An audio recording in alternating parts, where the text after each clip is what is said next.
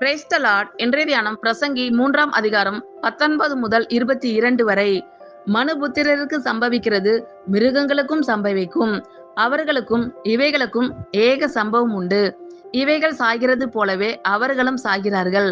ஜீவன்களுக்கெல்லாம் சுவாசம் ஒன்றே, மிருகத்தை பார்க்கிலும் மனுஷன் மேன்மை உள்ளவன் அல்ல.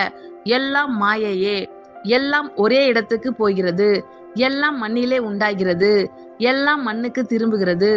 உயர ஏறும் மனுஷனுடைய ஆவியையும் தாழ பூமியில் இறங்கும் மிருகங்களுடைய ஆவியையும் அறிகிறவன் யார்? இப்படி இருக்கிறபடியால் மனுஷன் தன் செய்கைகளில் மகிழ்ச்சியாய் இருக்கும் நன்மையையே அல்லாமல் வேறே நன்மை இல்லை என்று கண்டேன். இதுவே அவன் பங்கு. தனக்கு பின்வரும் காரியங்களை காணும்படிக்கு அவனை திரும்பி வர பண்ணுகிறவன் யார்? மனுபுத்திரருக்கு சம்பவிக்கிறது மிருகங்களுக்கும் சம்பவிக்கும், அவர்களுக்கும் இவைகளுக்கும் ஏக சம்பவம் உண்டு.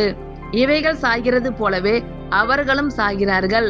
ஜீவன்களுக்கெல்லாம் சுவாசம் ஒன்றே, மிருகத்தை பார்க்கிலும் மனுஷன் மேன்மை உள்ளவன் அல்ல.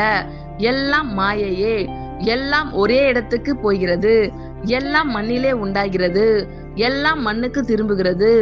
உயர ஏறும் மனுஷனுடைய ஆவியையும் தாழ பூமியில் இறங்கும் மிருகங்களுடைய ஆவியையும் அறிகிறவன் யார்? இப்படி இருக்கிறபடியால் மனுஷன் தன் செய்கைகளில் மகிழ்ச்சியாய் இருக்கும் நன்மையையே அல்லாமல் வேறே நன்மை இல்லை என்று கண்டேன். இதுவே அவன் பங்கு.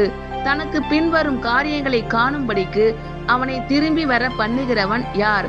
ஆமேன். கர்த்தர் உங்கள் அனைவரையும் ஆசீர்வதிப்பாராக. God bless you all.